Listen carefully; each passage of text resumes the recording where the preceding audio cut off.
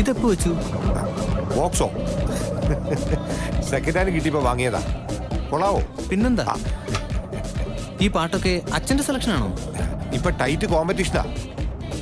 Auto ഓട്ടിക്കുന്ന new ജനറേഷനോട് പിടിച്ചിരിക്കണമെങ്കിൽ ഇപ്പൊ ഇതൊക്കെ വേണം. ഹർത്താലിന് രക്ഷപ്പെടാൻ വേണ്ടിയ ഊടുവഴി കൂടെ വന്നു.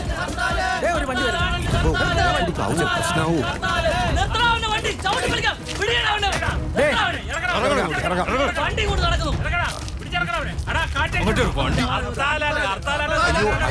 വാടകയ്ക്കുള്ള ഓട്ടോ അല്ല, ഇതെന്റെ മോനാ. പട്ടാളത്തിലാ. അവനെ കൂട്ടാൻ പോയതാ. പട്ടാളം അതിനും പോലീസായി ഞങ്ങൾക്ക് പുല്ല. വണ്ടിയുടെ കാര്യം എന്താ?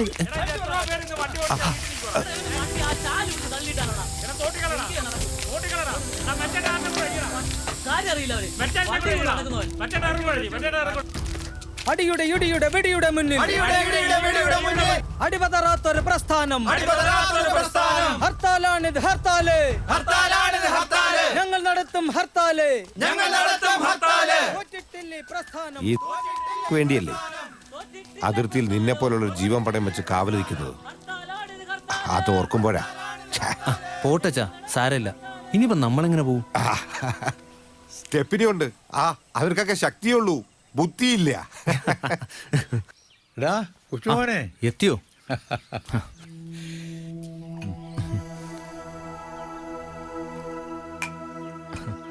അപ്പൊ ഇന്ന് രാത്രി ആഘോഷമാണ് അല്ലേ മുത്തച്ഛ? നിനക്കും കിട്ടും മിലിറ്ററി കോട്ട. അത് പോട്ടെ, എന്തിനാ മുത്തച്ഛ രണ്ടു പൊള്ളി വിൽക്കുന്നേ? അതുകൂടാൻ കഴിച്ചൂടെ? ഡാ, ഈ ദിവസം എന്നേക്കാൾ കൂടുതൽ ഓർക്കുന്നവരാ ഈ നാട്ടുകാർ. ഞാനൊരു പട്ടാളക്കാരനാണെന്ന് അവരെങ്കിലും ഓർക്കട്ടടാ.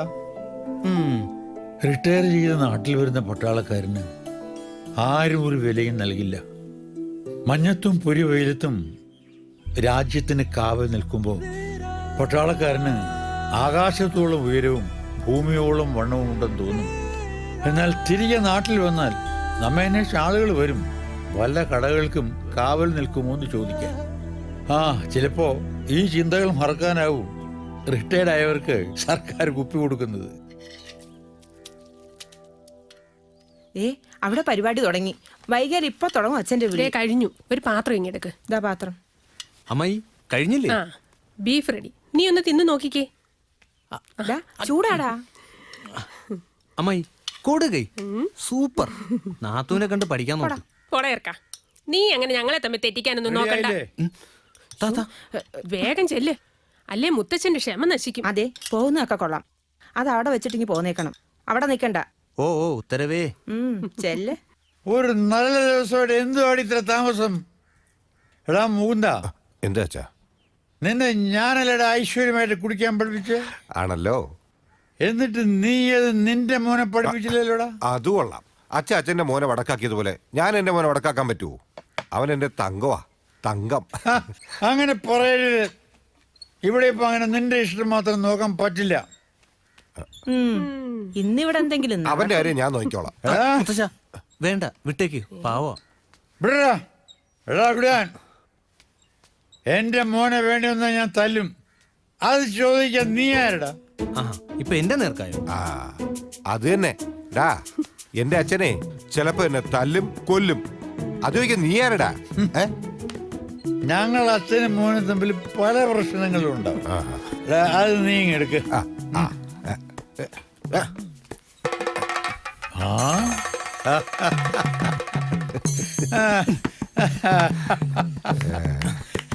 എന്നാ വാ, അച്ഛനും മോനും ഒരു കൈ നോക്കാം. എടാ കൊച്ചുമോനെ, നീ ഒളിച്ചിരുന്ന് കുടിക്കുന്നത് ഞാനും ഇവനെ കാണാറുണ്ട്. എന്നാ അത് നേരിട്ട് കാണാൻ വേണ്ടി ഞാനും അച്ഛനും കൂടെ ഒരുക്കിയ നാടകമാടാ ഇത്. കൊച്ചുമോനെ അല്ല, നീ കുടിക്കുവോ? അയ്യോ, അവിടെ നിക്കാനാ പറഞ്ഞത്. നിക്കണ അവിടെ. ഇല്ല, ഞാൻ മടലെടുത്തെറിയും.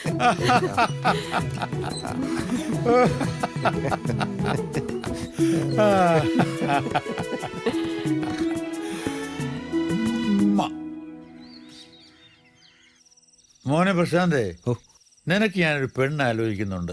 മുത്തച്ഛ അത് പിന്നെ കണ്ടോ അച്ഛാ, ഇവ എല്ലാത്തിനും ഓരോ കാരണങ്ങൾ കാണും. അച്ഛനും ഞാൻ ഇവന് പെണ്ണ് അന്വേഷിച്ചോണ്ടിരിക്കും. ഇവൻ പട്ടാളത്തിൽ വല്ല കാശ്മീരിൽ പോയിക്കൊണ്ടുവന്നാ നമ്മളെന്ത് ചെയ്യും? കൊണ്ടുവരൂടാ.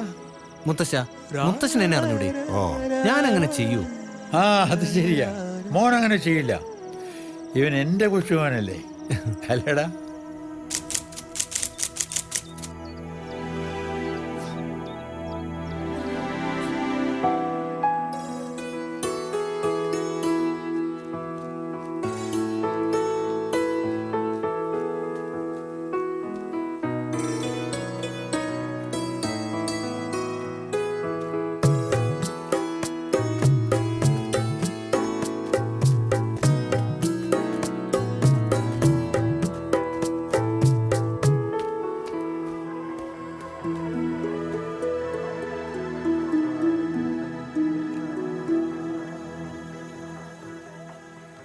നാട്ടിലെവിടെയെങ്കിലും ഒരു ജോലി നോക്കിക്കൂടെ മോനെ? ഇത്രയും ദൂരം പോയിട്ട്. അമ്മേ, ഞാൻ ദൂരത്തേക്ക് പോണോണ്ടൊന്നുമല്ല. അമ്മയ്ക്ക് പേടിയായിട്ടല്ലേ?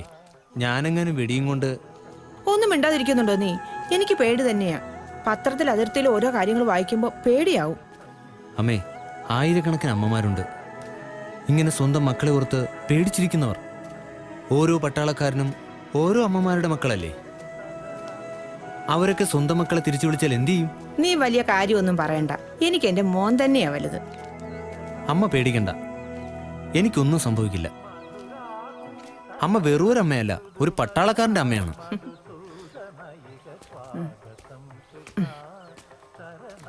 വേഗം വാ.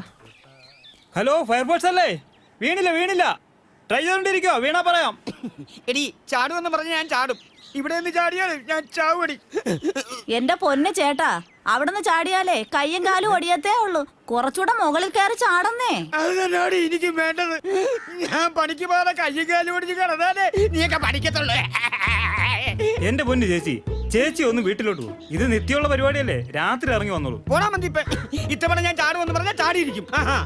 പിന്നെ എടി നീ മര്യാദക്ക് പണം തരുന്നുണ്ടോ ഇല്ലയോ? കുടിക്കാൻ ഇനി 10 പൈസ ഞാൻ തരില്ല. ഇതിനേക്കാളും നല്ലത് നിങ്ങൾ ചാകുന്ന തന്നെയാ. അതും കണ്ടേച്ച് സമാധാനമായിട്ട് ഞാൻ വീട്ടിൽ പോയിക്കോളാം. എന്താ അമ്മായി ഇത്? നീ ഇത് കണ്ട ഇവിടെ ഉണ്ടെന്ന് നീ എങ്ങനെ അറിഞ്ഞു? നാട്ടുകാർ പറഞ്ഞു കേട്ടു. എന്താ മാമ ഇത്? മോനെ പ്രശാന്ത്, മാമ പോവാണ്. അച്ഛനോടും മുത്തച്ഛനോടും പറഞ്ഞേക്ക്. മരണവും വാതുക്കൽ മഞ്ചലുമായി വന്നു. ഞാനും യാത്ര പറയാനാ വന്നത്. മുത്തശ്ശൻ മാമന് വേണ്ടി ഒരു കുപ്പി തന്നു വിട്ടിട്ടുണ്ടായിരുന്നു. ഇനിയിപ്പോ ഞാൻ തിരിച്ചു കൊണ്ടുപോവാ. നമുക്ക് വീട്ടിലോട്ട് പോവാ. അയാൾ അവിടെ എങ്ങാനും ഇരിക്കട്ടെ.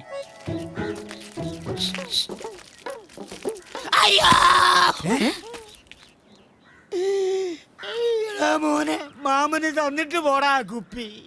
പാമ്പുകൾക്കും വിധിയാന്റെ ഒരു കാര്യം.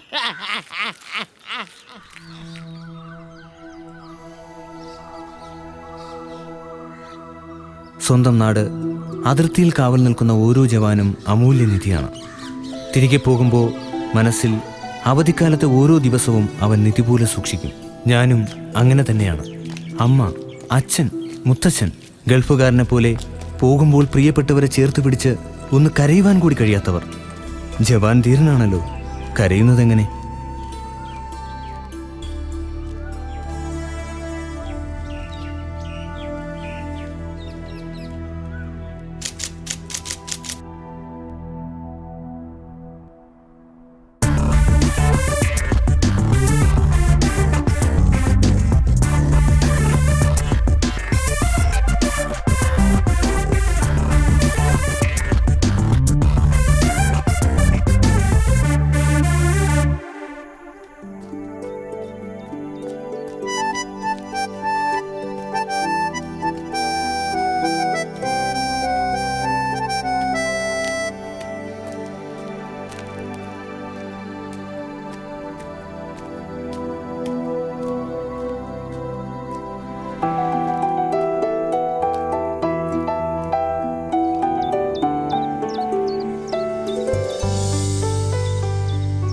ശാന്തമായി ഒഴുകിയ ജീവിതം കുത്തിയൊലിച്ചൊഴുകാൻ തുടങ്ങിയത് എപ്പോഴാണ്?